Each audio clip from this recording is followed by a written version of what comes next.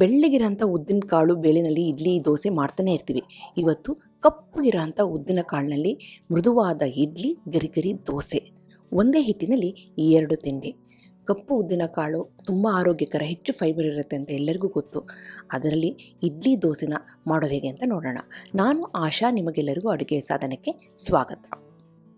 ಈ ಕಪ್ಪು ಉದ್ದಿನ ಕಾಳಿನ ಇಡ್ಲಿ ದೋಸೆ ಹಿಟ್ಟು ಮಾಡೋದಕ್ಕೆ ಮೊದಲು ನಾನಿಲ್ಲಿ ಇಡ್ಲಿ ಅಕ್ಕಿನ ತೊಗೊಳ್ತಾ ಇದ್ದೀನಿ. ಮಾಮೂಲಿ ಇಡ್ಲಿ ಅಕ್ಕಿ, ಸೇಲಂ ಅಕ್ಕಿ ಅಂತ ಸಿಗುತ್ತಾ, ಅದು ತೊಗೊಳ್ತಾ ಇದ್ದೀನಿ. 4 ಕಪ್ಪಿನಷ್ಟು ಒಂದು ಪಾತ್ರೆಗೆ ಹಾಕ್ಕೊಂಡು ರೆಡಿ ಮಾಡ್ಕೊಂಡಿದ್ದೀನಿ. ಇಲ್ಲಿ ಸುಮಾರು 800 ಗ್ರಾಮಿನಷ್ಟು ಇಡ್ಲಿ ಅಕ್ಕಿ ಇದೆ. ಈಗ ಮತ್ತೊಂದು ಪಾತ್ರೆಗೆ ಸಪ್ರೇಟಾಗಿ 1 ಕಪ್ಪಿನಷ್ಟು ಕಪ್ಪು ಉದ್ದಿನ ಕಾಳನ್ನು ತಗೊಳ್ತಾ ಇದ್ದೀನಿ. ಈ ಉದ್ದಿನ ಕಾಳಿನಲ್ಲಿ ಸಿಪ್ಪೆ ಇರೋದರಿಂದ ತುಂಬಾ ಆರೋಗ್ಯಕರ, ಹೆಚ್ಚು ಫೈಬರ್ ಇರುತ್ತೆ. ಸಾಮಾನ್ಯವಾಗಿ ತಗೊಳ್ಳೋ ಅಂಥದ್ದು ನಾವು ಬೆಳ್ಳಗಿರೋಂಥ ಉದ್ದಿನ ಬೇಳೆ, ಉದ್ದಿನ ಕಾಳಲ್ವ, ಅದರಲ್ಲಿ ಚೆನ್ನಾಗಿ ಸಿಪ್ಪೆನ ತೆಗೆದು ಪಾಲಿಷ್ ಮಾಡಿರೋದ್ರಿಂದ ಎಲ್ಲನೂ ತೆಗೆದಿರ್ತಾರೆ. ಈಗ ಅದ್ರ ಜೊತೆಗೆ 1 ಟೇಬಲ್ ಸ್ಪೂನಷ್ಟು ಮೆಂತ್ಯ ಕಾಳನ್ನು ಸೇರಿಸಿ ಸಪ್ರೇಟಾಗಿ ಇವೆರಡನ್ನು ಸಹ ಚೆನ್ನಾಗಿ ತೊಳಿಬೇಕಾಗುತ್ತೆ. 4 ಕಪ್ಪಿನಷ್ಟು ಅಕ್ಕಿ, 1 ಕಪ್ಪಿನಷ್ಟು ಉದ್ದಿನ ಕಾಳು, ಕಪ್ಪು ಉದ್ದಿನ ಕಾಳು, ಇವೆರಡನ್ನು 3ರಿಂದ 4 ಬಾರಿ ನೀರು ಕ್ಲಿಯರಾಗಿ ಬರಬೇಕು, ಅಲ್ಲಿವರೆಗೆ ತೊಳೆದ್ಬಿಟ್ಟು ಇದನ್ನು ಸಪ್ರೇಟಾಗಿ ನಾನು ನೆನೆಸಿರ್ತಾ ಇದ್ದೀನಿ. ಸುಮಾರು 5ರಿಂದ 6 ಗಂಟೆ ನೆನೆಯೋದಕ್ಕೆ ಇಡಬೇಕು. ಯಾಕೆಂದರೆ ಈ ಕಪ್ಪಿನ ಉದ್ದಿನ ಕಾಳಿನಲ್ಲಿ ಸಿಪ್ಪೆ ಇರೋದ್ರಿಂದ ನೆನೆಯೋದು ಸ್ವಲ್ಪ ಟೈಮ್ ಆಗುತ್ತೆ. ಹಾಗಾಗಿ ಇದು ಚೆನ್ನಾಗಿ ನೆನೆಬೇಕು. ಮಿನಿಮಮ್ 5ರಿಂದ 6 ಗಂಟೆ ಓವರ್ ನೈಟ್ ನೆನೆಸಿದ್ರು ತಪ್ಪಿಲ್ಲ, 8ರಿಂದ 10 ಗಂಟೆ ನೆನೆಸಿದ್ರು ತಪ್ಪಿಲ್ಲ. ಈಗ ನೋಡಿ, ಚೆನ್ನಾಗಿ ನೆಂದಿದೆ, ಅಕ್ಕಿನೂ ಸಹ ನೆಂದಿದೆ, ಉದ್ದಿನ ಕಾಳು ಸಹ ಚೆನ್ನಾಗಿ ನೆಂದಿದೆ. ಈಗ ನಾವು ಸಪ್ರೇಟಾಗಿ ತಗೊಂಡು ಸಪ್ರೇಟಾಗಿ ತೊಳೆದ್ಬಿಟ್ಟು ಸಪ್ರೇಟಾಗಿ ನೆನೆಸಿದ್ದೀವಿ ಅಲ್ವಾ, ಅದೇ ರೀತಿ ಇದನ್ನು ನಾವು ಸಪ್ರೇಟಾಗಿ ಸಹ ರುಬ್ಬಬೇಕಾಗತ್ತೆ. ಇವಾಗ ನೆಂದಿರೋ ಅಂಥ ಉದ್ದಿನ ಕಾಳನ್ನು ಮೊದಲು ಗ್ರೈಂಡರ್ನಲ್ಲಿ ಹಾಕಿ ನಾನು ರುಬ್ಕೊಳ್ತಾ ಇದ್ದೀನಿ. ಇದನ್ನು ನೀವು ಗ್ರೈಂಡರ್ನಲ್ಲಾದರೂ ರುಬ್ಬೋದು, ಮಿಕ್ಸಿ ಜಾರ್ನಲ್ಲಾದರೂ ರುಬ್ಬೋದು. ಆದರೆ ಇಡ್ಲಿ ಸಾಫ್ಟಾಗಿ ಬರಬೇಕು, ದೋಸೆ ಚೆನ್ನಾಗಿ ಬರಬೇಕು ಅಂತಂದರೆ ಗ್ರೈಂಡರ್ನಲ್ಲಿ ರುಬ್ಬಿದರೆ ಚೆನ್ನಾಗಿ ಬರುತ್ತೆ. ಮಿಕ್ಸಿನಲ್ಲೂ ಸಹ ರುಬ್ಬೋದು, ಆದರೆ ಎಕ್ಸಲೆಂಟ್ ರಿಸಲ್ಟ್ ಬರೋದಕ್ಕೆ ಗ್ರೈಂಡ್ರಲ್ಲಿ ರುಬ್ಬಿದರೆ ಒಳ್ಳೆಯದು. ಈಗ ಉದ್ದಿನ ಕಾಳನ್ನು ನಾನು ಸ್ವಲ್ಪನೇ ನೀರನ್ನ ಹಾಕಿ ಈ ಹದದಲ್ಲಿ ರುಬ್ಬಿಟ್ಕೊಂಡಿದ್ದೀನಿ. ನೋಡಿ, ಈ ರೀತಿ ಎತ್ತಿ ಹಿಟ್ಟನ್ನು ಹಾಕಿದರೆ ಸ್ಲೋ ಆಗಿ ಬೀಳಬೇಕು.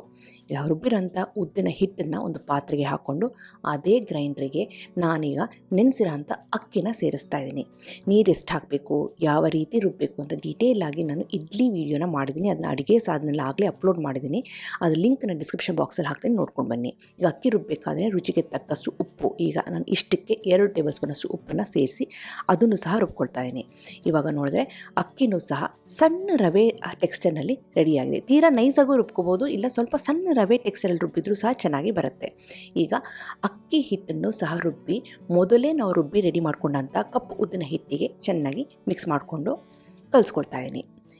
ಈಗ ಅಕ್ಕಿ ಹಿಟ್ಟು, ಉದ್ದಿನ ಹಿಟ್ಟು ಎರಡೂ ಸಹ ಕೈನಲ್ಲೇ ಚೆನ್ನಾಗಿ ಮಿಕ್ಸ್ ಮಾಡ್ತಾ ಇದ್ದೀನಿ. ನಾನು ಮೊದಲೇ ಎಲ್ಲ ವೀಡಿಯೋದಲ್ಲೂ ಹೇಳಿದ್ದೀನಿ, ಈ ದೋಸೆ ಹಿಟ್ಟು, ಇಡ್ಲಿ ಹಿಟ್ಟನ್ನು ಕೈನಲ್ಲೇ ಮಿಕ್ಸ್ ಮಾಡಿ ಹುಳಿ ಬರೋದಕ್ಕೆ ಹೆಲ್ಪ್ ಆಗುತ್ತೆ, ರುಚಿ ಚೆನ್ನಾಗಿ ಬರುತ್ತೆ ಅಂತ. ಈಗ ಈ ಹದದಲ್ಲಿ ಹಿಟ್ಟನ್ನು ರೆಡಿ ಮಾಡ್ಕೊಂಡಿದ್ದೀನಿ. ಒಂದೇ ಹಿಟ್ಟಿನಲ್ಲಿ ದೋಸೆನೂ ಸಹ ಆಗುತ್ತೆ, ಇಡ್ಲಿನೂ ಸಹ ಆಗುತ್ತೆ. ಎರಡೂ ಸಹ ಎಕ್ಸಲೆಂಟಾಗಿ ಬರುತ್ತೆ. ಇಡ್ಲಿ ಮೃದುವಾಗಿ ಬರುತ್ತೆ, ದೋಸೆ ನಿಮಗೆ ಸಾಫ್ಟಾಗೂ ಮಾಡ್ಕೋಬೋದು, ಗರ್ಗರಿಯಾಗಿಯೂ ಮಾಡ್ಕೋಬೋದು. ಇವಾಗ ಹಿಟ್ಟು ರೆಡಿಯಾಗಿದೆ. ಇದನ್ನು ಮುಚ್ಚಿಟ್ಬಿಟ್ಟು ಓವರ್ ನೈಟ್ ಇದನ್ನು ಹುಳಿ ಬರೋದಕ್ಕೆ ಬಿಡೋಣ. ಓವರ್ ನೈಟ್ ಹುಳಿ ಬಂದಿದೆ. ನಾನು ಇದನ್ನ ಸಪ್ರೇಟ್ ಪಾತ್ರೆಗೆ ಹಾಕ್ಕೊಂಡು ಸ್ವಲ್ಪ ಹಿಟ್ಟನ್ನು ನಿಮಗೆ ತೋರಿಸ್ತಾ ಇದ್ದೀನಿ. ಹುಳಿ ಕರೆಕ್ಟಾಗಿ ಬಂದಿದೆ. ಜಾಸ್ತಿ ಹುಳಿ ಬರ್ಸೋಕ್ಕೂ ಬರಬಾರ್ದು, ಹುಳಿ ಬರ್ದೇನೂ ಸಹ ಇಡ್ಲಿ ದೋಸೆ ಮಾಡೋಕ್ಕೆ ಹೋಗಬಾರ್ದು. ಹದವಾಗಿ ಹುಳಿ ಬರಬೇಕು, ತುಂಬಾ ರುಚಿಯಾಗಿ ಬರುತ್ತೆ.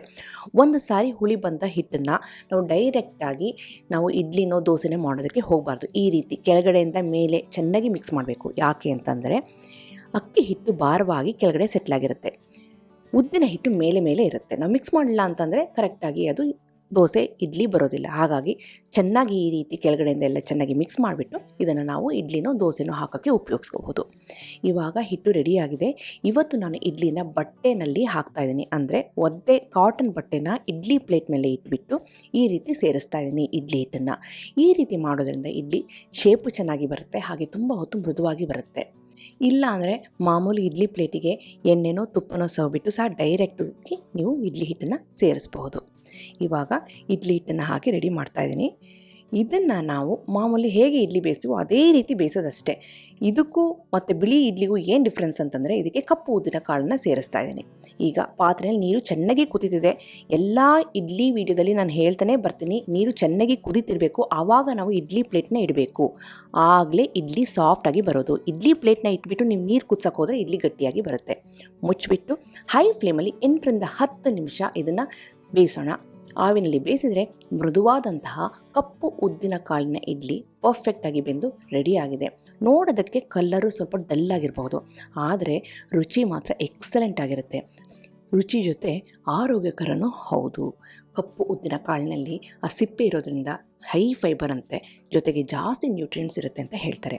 ಹಾಗಾಗಿ ಈ ರೀತಿ ಇದನ್ನು ಉಪಯೋಗಿಸಿ ಇಡ್ಲಿ ಮಾಡಿದರೆ ಬಾಯಿ ರುಚಿ ಜೊತೆಗೆ ಆರೋಗ್ಯಕರನೂ ಆಗಿರುತ್ತೆ. ಖಂಡಿತವಾಗ್ಲೂ ಇದರಲ್ಲಿ ಇಡ್ಲಿ ದೋಸೆನ ಮಾಡಿ ಆಮೇಲೆ ನಿಮಗೆ ಗೊತ್ತಾಗುತ್ತೆ ಯಾಕೆ ನಾವು ಬಿಳಿ ಉದ್ದಿನ ಕಾಳನ್ನ ಉಪಯೋಗಿಸ್ಬೇಕು ಅಂತ.